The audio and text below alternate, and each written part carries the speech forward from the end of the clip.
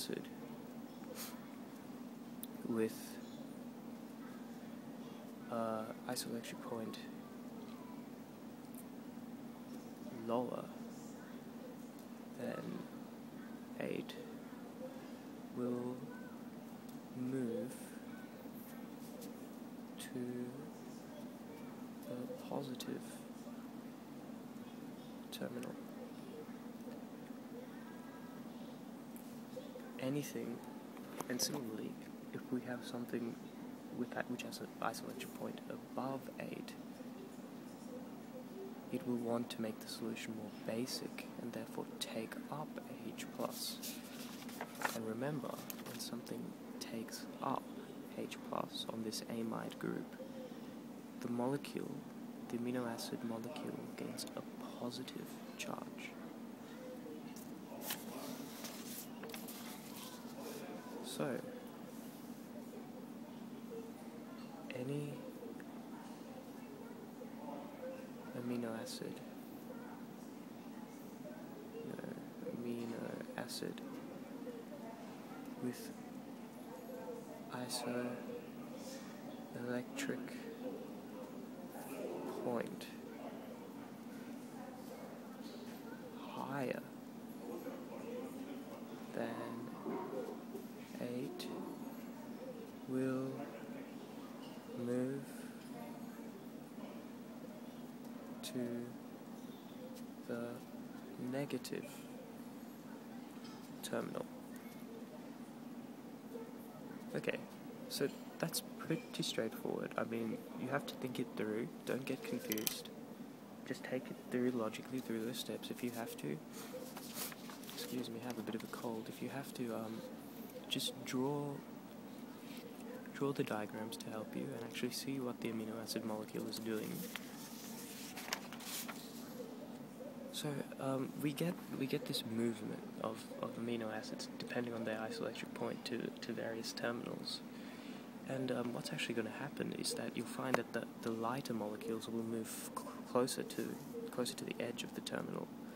Lighter molecules move further.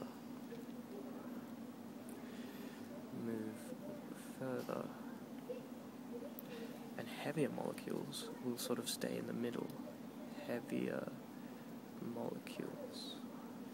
So eventually you'll get amino acids lined up depending on depending on the charge they gain due to their isoelectric point, and then the distance they travel depends on what their weight is. So the direction in which they travel depends on their isoelectric point, and the distance that they travel depends on their mass. So the lighter molecules will move closer to the terminal.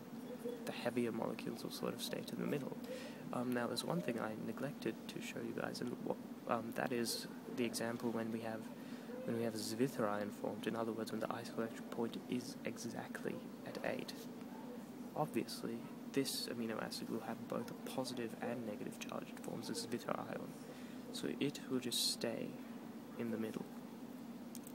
Okay, so that's pretty much polyacrylamide gel electrophoresis. Now, don't worry, you'll be given a table of amino acids which will show you their mass and their respective isoelectric points. So doing the question will be pretty easy. This is KC3, so doing the question will be pretty easy.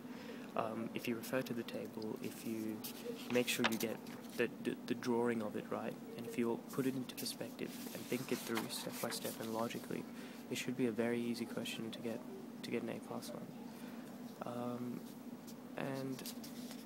Sorry, it's not KC3. I think it might be an EC or IP question, but nonetheless, it's fairly straightforward if you understand this stuff.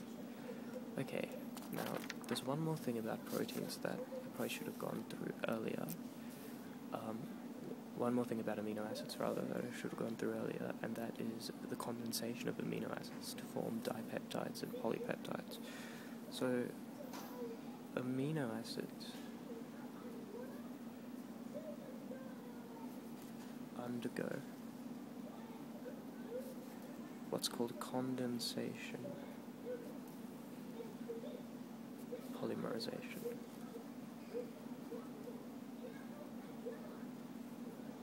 So remember how I said before that amino acids are the monomer units of polymers, and the polymers are, of course, proteins. The way that amino acids link together to form these proteins is through a condensation reaction. And a condensation reaction is pretty much any reaction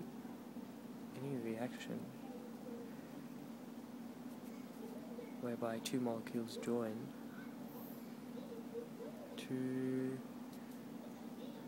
two identical molecules join. Well, they don't have to be identical structure rather, so two similar structures, so two similar structures join, and in doing so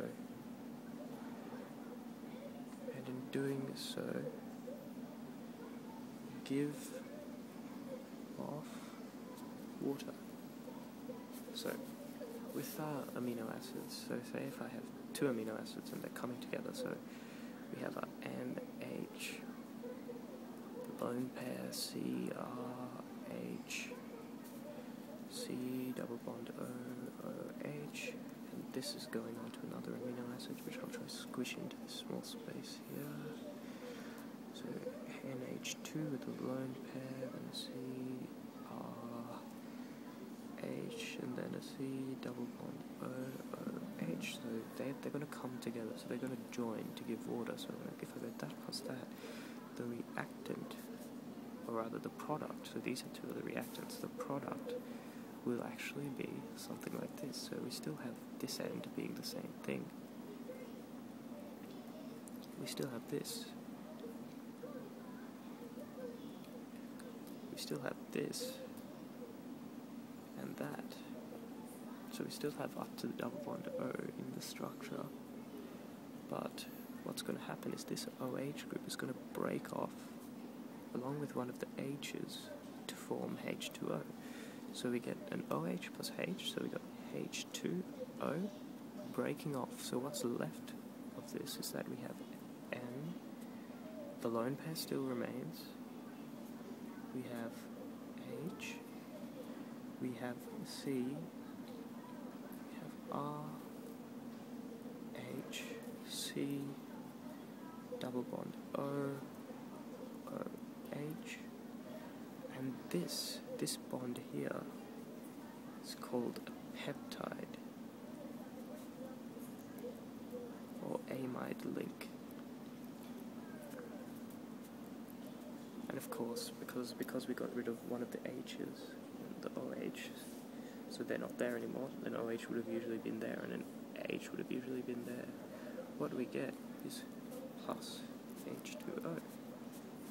So what happens is that as more amino acids gather together, more molecules of H2O will accumulate. And in this situation, this whole molecule is called a dipeptide because there are two amino acids joined. When you get more and more and more and more and more amino acids joining onto the chain, you get what's called a polypeptide. So amino acids go to dipeptides and then polypeptides. So that's pretty much it on amino acids. So if you know that amino acids are the building blocks of proteins, if you can understand their qualities as an amphoteric substance, that means they can act as both acids and base. And if you understand how gel electrophoresis works, and if you understand this peptides joining together to form functional proteins, so amino acids to dipeptides to polypeptides to functional proteins, you should be fine. So next I'll go on to explaining the characteristics of functional proteins. So thank you for listening, and stay tuned for more on biochemistry.